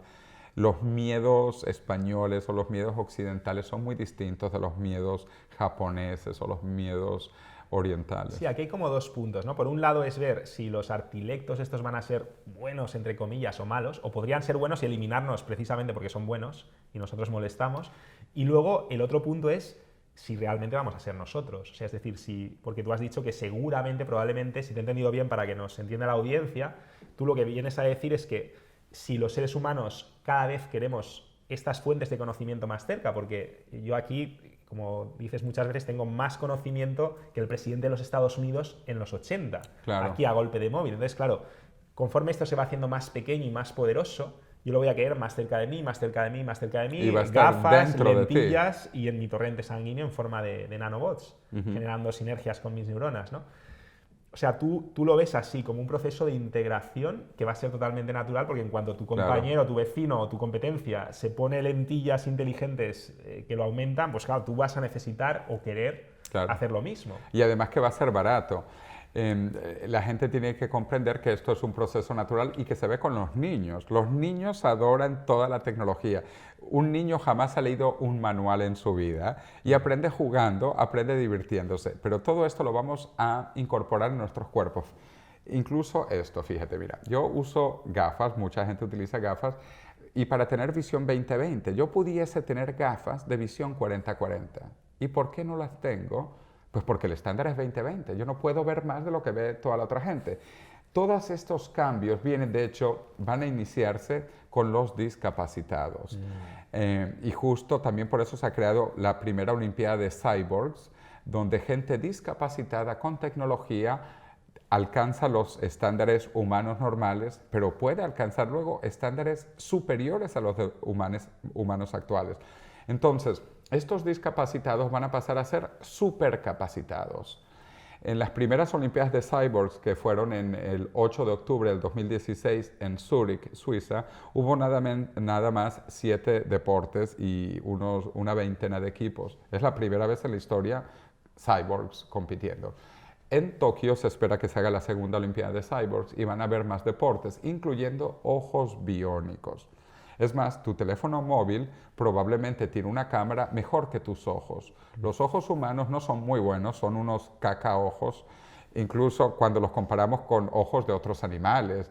Hay animales que tienen ojos que ven básicamente 360 grados, hay ojos que ven de noche, las águilas ven muchísimo más que los humanos. O sea, nuestros ojos son muy malos, incluso con lo que ya existe en el reino animal. Y nuestras neuronas también, ¿no? La velocidad de nercios es bastante claro, más lenta que la de los dispositivos. Correcto, sí, eso a nivel de la capacidad cerebral, claro, la electrónica funciona en gigahertz y nuestro cerebro funciona en 10 hertz, en 100 hertz. ¿Eso quiere decir, José Luis, que conforme nos vayamos haciendo más transhumanos van a ocurrir muchas más cosas en menos tiempo? Porque claro, yo me imagino que si nuestro cerebro procesase la información de forma mucho más rápida, tú dices que ya lo hacen, simplemente que no tienen tantos procesadores como nuestro cerebro, que es como números de neuronas, ¿no? Que es lo que falta aumentar la cantidad, pero que en velocidad lo hacen. Yo me imagino que conforme nos vayamos aumentando de esta forma, en teoría el tiempo es subjetivo, con lo cual si mi cerebro va más rápido, a lo mejor yo en un segundo puedo tener experiencias que tendría días. Correcto. Sobre ese tema específico, claro, cuando nuestro cerebro procese millones de veces más rápido, porque vamos a pasar de 100 Hz a gigahertz, o sea, millones de veces más rápido, toda la vida de una persona hoy puede ocurrir en un segundo. Sí, porque claro, por la velocidad de procesamiento y luego también la capacidad de crecimiento de nuestro cerebro. Porque nuestro cerebro ahorita está limitado. Nosotros tenemos 100.000 millones de neuronas porque no hay más. Por el parto, claro. Y no hay más capacidad. Pero en el futuro podemos tener cerebros ilimitados. De hecho, vamos a conectar... Sí, no somos más cabezones porque la las caderas de una mujer tienen un límite, entonces Correcto. y claro, si no, y no podemos hacer outsourcing, no podemos, Sí, pero pero sí bueno, podemos con el, ¿cómo lo llamas? El córtex el externo, exocórtex, el exocórtex. porque el cerebro tiene 3 partes, ¿no? Tradicionales se suele hablar, ¿no? Del cerebro reptílico, de los instintos, el cerebro límbico, de los sentimientos, y luego el neocórtex de la inteligencia. Pero ahora vamos a tener un exocórtex, que es este córtex externo, este cerebro global, esta internet planetaria, donde vamos a estar conectados continuamente. Como te digo, en 5 años yo no tengo la más mínima duda, por los avances exponenciales que estamos viendo, que vamos a tener internet planetaria gratis y vamos a tener acceso a este cerebro planetario continuamente. Y por eso es que no vas a poder decir en 5 años, yo no sé, porque si tú quieres saber algo, lo vas a poder saber. Además, pronto, o sea, 2 décadas por ahí, vamos a cambiar la capacidad y la velocidad de procesamiento de nuestros cerebros.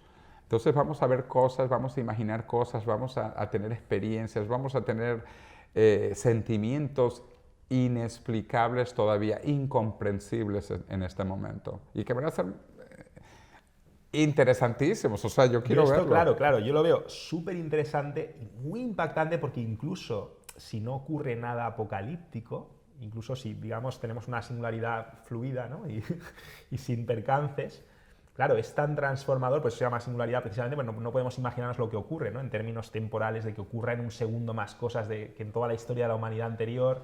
Tú pones muchos ejemplos de estos, pero es que además, o sea, al final todo esto, ¿a dónde va a parar? Yo me imagino que, claro, la inteligencia llama a la inteligencia, y todo esto, pues también Ray Kurzweil, ¿no? Comenta que al final el fin último es como el despertar de la materia. Es decir, si al final resulta que yo tengo en un ladrillo, en una piedrecita, más capacidad computacional en potencia, ¿no? Que en mi cerebro, porque mi cerebro es subóptimo, pero resulta que si la información estuviese ordenada de otra manera, esto podría computar mucho más. Es decir, si una piedra... O sea, al final todo esto es como que impresiona mucho, Claro, asusta claro. un poco también, porque estamos hablando de despertar del universo. Del universo, sí, sí. Ray Es una Kurzweil pasada. habla de 6 épocas. Y algo que lo veríamos, además. O sea, Claro, en este momento estamos entrando en la 5ª época, y luego va a haber una 6ª época, que es el despertar del universo. Suficiente por hoy. Y en el próximo y último episodio de la serie La muerte de la muerte, volverás a pellizcarte para comprobar que no estás soñando. Algo grandioso da lugar a otra cosa no tan grandiosa. A fin de cuentas, el creador siempre es superior a la creación. Esto es algo que conecta muy bien con nuestra intuición, que ya reflejan las religiones politeístas como la griega, donde las deidades nos crean y nos superan con mucho, o religiones monoteístas como la cristiana, donde Dios no es que sea ya superior a nosotros, es que es inabarcable para nuestra mente. Por lo tanto, el creador siempre es superior a la creación. Pero ¿y si fuese justo al revés? ¿Y si lo superior solamente pudiese originarse a partir de algo inferior? La ciencia parece empeñada en demostrarnos cómo la naturaleza actúa precisamente así. Gracias a un fenómeno conocido como la emergencia, parece como si la creación actuase justo en sentido contrario, de lo pequeño a lo grande, de lo simple a lo complejo, de lo inferior a lo superior. Tras el Big Bang, fuerzas y energías informes dan lugar a la materia inanimada a formas de vida unicelulares, estas a organismos pluricelulares, los cuales a su vez permiten la existencia de animales y plantas más complejos. Y en un momento dado la vida despierta y cobra conciencia de sí misma gracias a nuestros avanzados cerebros. ¿Has oído la expresión construir sobre hombros de gigantes? Pues así funciona la evolución. Nunca parte de cero, siempre hace sus experimentos con las piezas que ha obtenido en las etapas previas. Por eso su progreso es exponencial. Y esto se aplica tanto a la evolución biológica como a la evolución tecnológica. Piénsalo, si cada nivel genera las condiciones de posibilidad de niveles más complejos, sutiles y refinados, esta forma de existencia, ¿a qué puede dar lugar? ¿Podríamos llegar a crear a Dios? ¿O algo que se le parezca mucho? Ya lo dijo Nietzsche, el hombre ha de ser superado. Y más de un siglo atrás su admirado Voltaire lo había dejado bien clarito. Si Dios no existiese, habría que crearlo. Bienvenido, bienvenida a la 5ª y última entrega de la serie La muerte de la muerte, con el profesor José Luis Cordeiro. Por cierto, si no sabes de qué va esto, te invito a ver los episodios anteriores. Esto está comenzando con los viajes espaciales, la colonización de Marte va a ser fundamental para el futuro de la humanidad. Y no porque hay algunas personas que dicen tenemos que salir de la Tierra por si nos autodestruimos. Yo creo que no. Un paréntesis acá. ¿Por qué la gente es a veces tan pesimista y se preocupa de las cosas malas? La razón es evolutiva. Si nosotros hubiésemos perdido una mala noticia, a lo mejor morimos. O sea, si de repente viene un león... En el Paleolítico, claro. Y tú no... Es rentable ser pesimista Es correcto, en el Paleolítico. absolutamente. Ahora hay más oportunidades que amenazas. Correcto. En el pasado había más amenazas que oportunidades. Y bueno, y las noticias malas te pueden matar, las noticias buenas no. Por eso es que si tú te pierdes una noticia buena, bueno, pues te la perdiste, pero no mueres. Pero una noticia mala puedes morir. Entonces nosotros en el cerebro tenemos una parte llamada la amígdala. La amígdala es justamente este impulso que nos dice peligro, peligro, peligro, malo, malo, malo. Y si tú ves las noticias, son terribles continuamente, pero la condición humana ha mejorado. Como te dije, hace 2 siglos moríamos en promedio a los 25 años sin dientes, sin ropa, pobres, con enfermedades. La condición humana era la miseria, hasta que la tecnología permitió cambiar a la humanidad. Digamos que el pesimismo nos salvó, pero ahora podemos pagar un precio muy alto por ser pesimistas. O sea, ahora precisamente nos podemos perder mucho. Claro, claro. Yo tengo que confesarte, José Luis, yo soy un gran amante de todo esto, me apasiona, pero aún así, incluso a mí, esta parte, cuando ya empezamos a hablar del despertar de la materia, del estar todos conectados, incluso a mí se me pone un poco la carne de gallina, porque, por ejemplo, yo, pues, una persona me considero muy individualista, y claro, tú dices que esto es una conversación de banda estrecha. Claro. Cuando llegue un momento en el que en segundos podamos transmitir información telepáticamente, que eso está al caer, ¿no? Según tú, pues va a llegar un momento en el que el concepto de individuo va a ser muy relativo, porque prácticamente vamos a poder pensar y sentir lo mismo. Es decir, ¿tú cómo ves eso? O sea, ¿vamos a ser una especie de organismo pluricelular o vamos a veces conectar mucho y luego separarnos para disfrutar de esas conexiones y de también tener experiencias diversas? O sea, eso es lo que más me cuesta imaginarme de la singularidad. Bueno, todo esto es muy difícil de imaginárselo, por eso también se llama singularidad, porque es un punto después del cual no se puede visualizar qué va a ocurrir. Entonces entramos en el campo de la ciencia ficción. ¿Tú crees que no querríamos volver atrás, ¿no? Si llegásemos a... De nuevo, ¿cómo le vamos a tener miedo a ser más inteligentes, a poder hacer más cosas, a poder vivir más? A mí me parece maravilloso. O sea, es que yo ni considero la alternativa. Ser más bruto, morirte, desaparecer, ser pobre. Cuando podemos pasar de este mundo de la escasez al mundo de la abundancia, porque vamos a generar posibilidades increíbles, incluyendo a nivel económico. Entonces, yo creo que esto va a ser un tiempo paradisíaco hasta cierto punto, por usar esa palabra, y vamos a cambiar. Pero ¿qué va a ocurrir? De verdad que es difícil de saber. Una de las hipótesis que para mí puede ser cierta, igual lo veremos, es que vamos a crear un organismo planetario, donde cada uno de nosotros va a estar conectado, porque bueno, vamos a estar conectados también a Internet el tiempo que queramos. Y yo diría esto quizás es parte de la evolución. Cuando dices conectados, que la gente entienda que es cerebralmente conectados. Claro, o sea, claro. no es que tú te metas, no, es que lo estás viendo. O sea, Sí, cerebralmente conectados. Y a nivel evolutivo lo veo, las primeras formas de vida en la Tierra, las bacterias o los organismos unicelulares, estuvieron separados por casi... no se sabe exactamente, pero cerca de 3 billones de años. 3.000 billones de años, ¿no? Exacto, la mayor parte de la vida de la Tierra. Luego, aproximadamente por ahí, hace 800 millones de años, fue que se juntaron estos primeros organismos unicelulares en organismos multicelulares. Y esto generó una explosión de formas de vida, de desarrollo biológico increíble. O sea, ¿tú te imaginas lo aburrido que tiene que haber sido 3.000 millones de años de bacterias? Y luego se juntaron e hicieron los organismos multicelulares. Incluso... Y si ya se hubieran dicho, uy, qué miedo. Sí, y mira, los mamíferos somos relativamente muy jóvenes. Los mamíferos venimos del tiempo que se murieron los dinosaurios. Un poquito antes los mamíferos tenemos como 80 millones de años. Y bueno, pues los primates, no sé, 20 millones de años. El Homo sapiens no tiene nada, el Homo sapiens tiene 100.000 años. Solo tenemos 100.000 años. Pero por otro lado, piensa tú, 100.000 años y no hemos tenido un upgrade cerebral. ¿Tú te imaginas no haber tenido un teléfono móvil nuevo en 100.000 años? ¿Ah? No hemos hecho un upgrade a nuestro cerebro, no hemos hecho un upgrade real de nuestro cuerpo. Entonces las posibilidades son realmente increíbles. Y de cualquier manera, evolutivamente, yo no sé qué va a pasar, pero yo creo que al igual que las bacterias se juntaron, pues cuando nosotros nos juntemos, estemos conectados, vamos a ver cosas increíbles, vamos a poder realmente colonizar el universo. Es fascinante, uno no sabe, pero a mí me parece increíble, increíble. Yo quiero ver este futuro, ¿no? Fíjate que me llama la atención, ¿no? Porque hemos dicho al principio que, bueno, pues que las religiones muchas veces surgen para explicar la muerte, ¿no? Y ciertos temas, pero luego hay como una dimensión más espiritual en las religiones que va al margen de la muerte, de la supervivencia, que podrían decir bueno, que la singularidad no tiene esa dimensión, pero es que claro, yo a poco que pienses en esto, me doy cuenta de que la singularidad desemboca necesariamente en algo como muy espiritual, porque es decir, al final de lo que estamos hablando es que en la práctica estos artilectos de los que formaríamos parte, para nosotros, desde nuestra perspectiva, serían prácticamente dioses, ¿no? O sea, claro. Es como, estamos hablando de crear dioses o de crear a Dios o algo así, y aquí hay dos dimensiones, ¿no? Por un lado esa,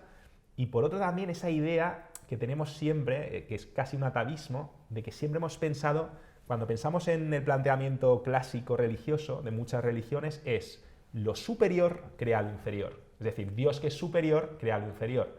En la naturaleza, todos los ejemplos que tú has puesto es de algo muy básico como consigue crear algo superior, el fenómeno de la emergencia. Correcto. Entonces, claro, nosotros al final nos han creado nuestros genes, pero nuestros genes se supone que son muy inferiores a nosotros desde nuestra perspectiva. Incluso vamos a llegar a poder manipularlos.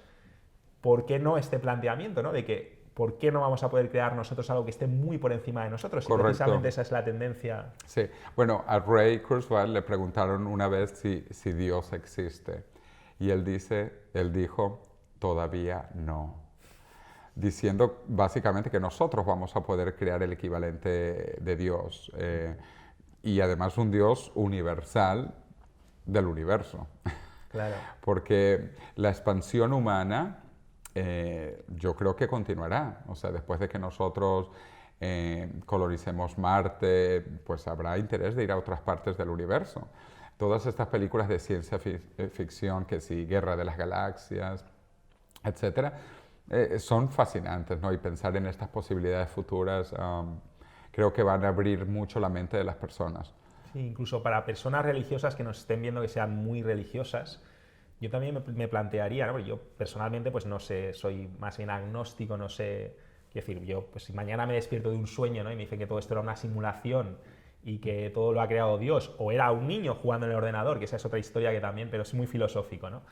El caso es que, independientemente, incluso si eres muy religioso, si hubiese un Dios, las pistas que nos está dando serían también para ir en este camino, ¿no? Y decir, es que prácticamente al final si dices, oye, mira, si me estás dando estos indicios, esta información, es que quieres que vaya por aquí. Sí, claro. De hecho, eso es una buena explicación, pero te voy a decir también dos comentarios de dos amigos cuando hablan de crear nuevas formas de vida. De hecho, Craig Venter, el que creó, primero que secuenció el genoma humano con el sector privado más barato y más rápido que el gobierno, y el que creó esta bacteria artificial. Con su email, además. Exacto, que puso el email en la bacteria Cynthia, de sintética, con C comenzando. Le han preguntado una vez que si está jugando a ser Dios, y él dijo, justamente yo no estoy jugando.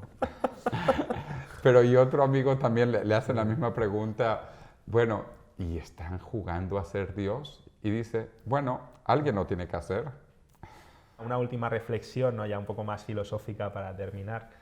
Estamos hablando de algo que casi inevitablemente, si no hay ninguna catástrofe, va a terminar ocurriendo. Estamos hablando de que una de las implicaciones también de la singularidad es que habrá realidades simuladas indistinguibles de la realidad. Seguro que te lo han dicho muchas veces, la famosa teoría de la simulación. Es decir, si esto realmente va a ocurrir y es inevitable, ¿cuáles son las probabilidades de que esta sea la primera vez y de que no haya ocurrido ya y de que ahora mismo nosotros no seamos una simulación? Sí, eso está... Eso como, ¿a eso le dedicas tiempo? ¿O no te gusta pensar en eso? Bueno, es que hay... ¿O eres práctico y dices, Sí. mira, aunque sea una simulación, de nuevo Sí. vamos por este camino? O sea, nos están Claro. diciendo el juego funciona así que vamos... Incluso también te puedes preguntar, ¿no? Y si fuésemos una simulación, el de esa realidad superior que nos está simulando, se podría hacer la misma pregunta sobre ellos mismos. Claro, Ellos también claro. podrían ser una simulación. Y además tampoco estamos hablando de inferior-superior, porque incluso aunque seas una simulación, eres real. Si tú, por ejemplo, cogen tu software y lo llevan a un robot de esa realidad que está a un nivel superior, ahí pasas a ser un individuo normal dentro de esa realidad. O sea, no sé si me... Sí. No, claro, estos son temas fascinantes, pero yo estoy dedicado a cosas más prácticas ahora específicamente en el tema de la cura del envejecimiento. Otra, el plan B, que es la criopreservación. Estoy tratando de iniciar en España un centro de criopreservación humana, que sería el cuarto en el mundo. Yo como no pienso morir, pues voy a tener tiempo para estas discusiones filosóficas más adelante, porque de verdad que estamos viviendo en tiempos mágicos y a un cambio exponencial, incluso quizás acelerándose. A mí me gusta decir que en los próximos 20 años vamos a ver más cambios que en los últimos 2 milenios. O sea, te repito, en 2 décadas en el futuro, más cambios que en los últimos 2000 años. No hemos visto nada de lo que viene. Es como la puntica de un iceberg y no vemos las cosas que vienen, porque además la mitad del mundo todavía no está conectado a Internet. ¿Tú te imaginas cuando esta mitad de personas, que además justamente son los más pobres y que por lo tanto hacen más cosas con menos? Van a tener más hambre, ¿no? Más Sí, sí, la mirada del tigre que dice Rocky, Eye of the Tiger. Correcto, y de verdad, y con Más menos ilusión, van a recursos, valorar más también las también. cosas. Entonces, no hemos visto nada de lo que viene en los próximos años con Internet planetaria, gratis, de alta velocidad. Y igual, esto no va a ser, esto que parece gran cosa, es una caca en 20 años, porque en 20 años vamos a tener telepatía, vamos a poder comunicarnos de cerebro a cerebro, que mire, ya que tengo esto aquí, me gusta mostrar, esto es el inicio de la telepatía. Esto va a permitir que podamos transmitir nuestros pensamientos de mente a mente. Aparatos con más electrodos, obviamente. Ya hay aparatos actualmente con 100 electrodos, pronto vamos a tener con 500, con 1000 y vamos a poder captar lo que ocurre en el cerebro y transmitir de banda ancha y alta velocidad, porque esto que hemos hecho hasta ahora es muy primitivo. Hablar es una caca tecnología de banda muy estrecha y muy lento. O sea, todo lo que yo te quiero decir está en mi cerebro, pero no lo puedo transmitir porque hablar es muy primitivo, es de banda estrecha, un sistema de comunicación ineficiente, lento y estrecho. Claro, es mucho mejor que lo que hacen los chimpancés y mucho mejor que lo que han hecho otros ancestros animales nuestros, pero no es nada con lo que viene. Mira, es que es tan increíble lo que viene, es como el amor. Yo le digo a mis amigos, mira, esto es como el amor. Tú le tienes que decir a tu pareja que te amo mucho más que ayer, pero mucho menos que mañana. Mañana vamos a amar más, vamos a estar más conectados, vamos a comunicarnos de mente a mente, vamos a visualizar posibilidades increíbles, increíbles. Uno de los trabajos preferidos que me gusta a mí es ser agricultor en Marte, sembrar papas, o mejor, ser jardinero en Marte, poner un jardín de orquídeas en un Marte terraformado. Mira, por terminar, un tema, porque muchas de las personas que nos siguen les interesa mucho evolucionar económicamente, profesionalmente. Muchos me hablan de, ¿y cómo no encuentro trabajo? Y yo me siento un poco frustrado porque cuando te oigo hablar de la manufactura y todo esto, o sea, ¿tú qué opinas del concepto este de en trabajo, en paro? O sea, ¿cómo crees que va a evolucionar esto en los próximos años? Porque mucha gente dice, bueno, estáis hablando aquí de cosas muy lejanas, pero yo quiero hacer una carrera, o sea, ¿cómo crees que va a impactar todo esto en el trabajo? ¿Y cuál es el chip que una persona que nos esté viendo tiene que tener para prosperar durante los próximos 10, 15, 20 años? Bueno, hay que cambiarse el chip. En el futuro realmente vamos a ser autogeneradores de nuestro trabajo. Esto de estar trabajando para otra persona o para una Y compañía. lo que antes llevaba una compañía para producir cosas, ahora tú ya con tu impresora 3D. Ah, bueno, ya que hablas de esto, sí, mira, aquí están mis dientes en impresión 3D. Y aquí está el anillo de la universidad, también en impresión 3D, que lo hacen los alumnos, pero esto está en metal. Esto que es un tipo de plástico es fácil, pero también ahora ya se puede imprimir en cerámica, en cristal y en algunos metales. Esto solo está comenzando. En 5 o 10 años todo el mundo va a tener una impresora 3D en su casa, al igual que ya tienen muchas veces impresoras 2D, las impresoras tradicionales, o si no, van a un centro comercial y lo utilizan. Pero el punto es que vienen todas estas tecnologías que van a Que el permitir... trabajo no se recibe, se crea. Se crea, se crea. Entonces hay que cambiar el chip incluso en la educación, porque lamentablemente los sistemas educativos actuales te encasillan a nivel de profesiones o a nivel de lo que puedes hacer. Yo digo que es peor que encasillarte, te castran. La educación hoy en día es castrante. Si tú ves a un niño no deja de preguntar ¿por qué? ¿Por qué? ¿Por qué? Y al final le van dando tantos golpes al niño que ya cuando es adulto ya no dice más ¿por qué? Entonces, no tenemos que dejar la capacidad de soñar, de preguntar, de crear, de imaginar, de preguntar. O sea, ¿por qué? ¿Por qué son las cosas así? ¿Por qué no pueden ser de otra manera? ¿Por qué no podemos cambiar? Entonces, yo creo que es fundamental que toda la gente piense que podemos generar nosotros trabajos, ideas, proyectos. Tenemos que quitarnos de la mentalidad de que estamos encasillados en un trabajo y que no podemos generar nosotros. Nosotros somos la fuente de generación de ideas, las personas. Y las ideas es lo que más valor tiene. Claro, claro. Pones el ejemplo a veces, ¿no?, de cosas que con petróleo, lo que vale el petróleo y lo que vale el producto de la Sí, mente, sí. que es muy, muy superior, ¿no? Cuando hablas Claro. de Mickey y todo esto. Sí, sí. Bueno, ya que hablaste de Mickey, aquí tengo mi gorro de Mickey, mira. Mira este gorrito de Mickey. Está hecho Yo todo no me quedaba a de gusto, si no petróleo. lo sacabas, digo, Está hecho todo de petróleo, mira. Las orejitas de plástico vienen del petróleo, la fibra sintética viene del petróleo, la pintura acrílica viene del petróleo, todo está hecho de petróleo. Y si tú vas a Disneylandia y te compras un gorrito de Mickey, el gorrito vale $10. O como dicen los americanos, 9.99. Y viene de petróleo todo. Un barril de petróleo es así de grande y cuesta hoy $50. Pero ¿cuántos gorritos de Mickey haces de un barril? Digamos 1.000 gorros. ¿A $10? 10.000. Y el barril, 50. Entonces, el negocio no está en la materia prima, no está en la manufactura, está en la mentefactura. Mentefactura. Y por eso a mí me encanta Mickey, porque Mickey es un ejemplo de creatividad, innovación, entretenimiento, felicidad e inmortalidad. Mickey Mouse es el primer ratón inmortal de la historia. no es tres, ¿cómo se llama? Tres P, ¿cómo se llama? El de María Blasco. Los triples, ¿no? los triples. Triple se acerca, pero no llega Solo a han serlo. vivido 3 veces más, no. Sí. Los triples, no. Este es inmortal. Y Walt Disney, que también era un gran soñador, un gran Sí, que visionario, existe el él, mito también, él ¿no? dijo De que él quería también ser inmortal y hay el mito de que lo criopreservaron, lo cual no es cierto. Dolorosamente él fue cremado. Entonces no hay recuperación posible de sus cenizas, pero hay cientos de personas criopreservadas que esperamos reanimar en 30, 40 años en el futuro para que vean el futuro maravilloso que viene. Como una película de Woody Allen. Woody Allen es maravilloso. Woody Allen en una película que se llama Sleeper, como de sleep, dormir, el que duerme más, Sleeper. Es un hombre que es criopreservado y se despierta 200 años en el futuro. Y entonces, claro, todo cambió y toda la gente ya es inmortal y a él lo quieren analizar, le quieren abrir para ver un hombre de hace 200 años.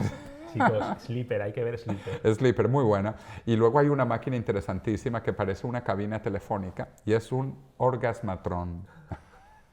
Y entonces él entra y se cierra en el orgasmatrón y te imaginas cómo sale luego del orgasmatrón. Entonces vean Sleeper, una película fascinante de Woody Allen que ha dicho también que él cree en la inmortalidad y que le gustaría ser inmortal. Claro, teniendo una vida interesante, ¿quién no quiere ser inmortal? Así que yo espero que no tengamos muchos burros ni aburridos ni aburrados entre tu público. Y si no, que se despierten. Están despertando con esto. Pues muchas gracias, José Luis. Una última pregunta. Sabéis que esto va a ir a más, ganadores, ganadoras. La última pregunta es, ¿qué pregunta te gustaría que te hiciese? ¡Wow! Está buena esa pregunta.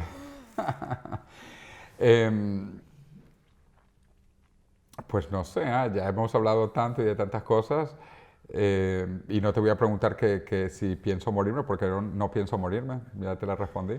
Eso creo que eres famoso ya por eso, o sea que a poco que te investiguen van a ver que José Luis no tiene la menor intención de morirse. Claro que no. Bueno, pues a lo mejor que y sí. Si no hay un plan B, ¿no? O sea, que si me iría a la Luna o Marte. Bueno, yo te digo una cosa, que, claro, alguien tendrá que sembrar las patatas estas, ¿no? Claro. Mira, pues fíjate, fíjate, lo de ir Elon a la Musk Luna... va en serio, este hombre Claro. cuando dice algo, él va hace. y va. O sea, Entonces, ahí hablando de esto, porque esto abre las posibilidades de la humanidad, es interesante. Mira, lo de la Luna y Marte es muy interesante, porque vamos a tener lunáticos y marcianos. Son humanos que van a nacer en la Luna, van a ser lunáticos, y los humanos que nacen en Marte van a ser marcianos. Entonces, eso va a ser interesante. La otra cosa que debe ser fascinante es tener la luna de miel en la Luna. ¿Ah? O tener un Marte de miel en Marte.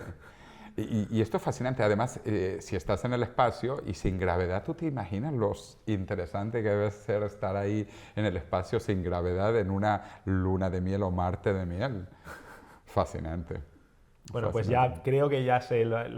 Te vamos a ver en no mucho tiempo. Por allí algo me dice mi intuición, que vas a ser de los primeros en martirizar, ¿cómo se dice? Sí. Sí, alunizar es en la Luna y yo creo que es amartizar en Marte. Es que no hay muchos que lo hayan hecho todavía. Por eso tenemos dudas. José Luis, ¿a quién te gustaría ver aquí sentado la próxima vez? Ocupando tu lugar. ¿Tiene que estar vivo? Va a estar complicado. Mientras no lleguemos a la singularidad y podamos con... Ya, bueno, pero con realidad virtual... Complicadito. Vamos a empezar por los vivos. Bueno, tú sabes, a un comunicador español que a mí siempre me ha llamado mucho la atención, ya un poco más mayorcito, catalán, Eduardo Punset. Eduardo Punset creo que estamos en Barcelona. Claro, es un hombre maravilloso, ¿eh? Yo lo veía también incluso fuera de España, o sea, te digo, él ha tenido trascendencia global. Es un hombre interesantísimo y tú le podrías hacer preguntas buenas. Pues muchísimas gracias, un placer. Y esto es para ti, espero que la Fuerza del León te acompañe. Será así para que lo veas. Para los proyectos que tienes, o sea, vamos, bueno, no está perfecto. de más ir bien acompañado. Bueno. Muchísimas gracias de nuevo, Encantado. Mario. Oye, ¿el apellido Luna es de verdad? Por supuesto que no. Por eso. ¿Y por qué no Marte, entonces? Pues sí, porque yo soy más guerrero que lunático, soy de mucha guerra, Marte es el dios de la guerra, o sea, debería haber sido... Pero sí, estuve jugando como Don Quijote cuando se quiso reinventar, yo me quise reinventar. Con esto hemos concluido la serie La muerte de la muerte. Y ahora que están todos los episodios completos, te invito a verlos seguidos, porque te garantizo que tu mente descubrirá cosas que se le han pasado por alto la primera vez. Disfrútalo. Por cierto, te has quedado con el mensaje final. En el futuro próximo, el trabajo no se busca, se crea. Y la mayor fuente de riqueza no está en los bienes materiales, está aquí.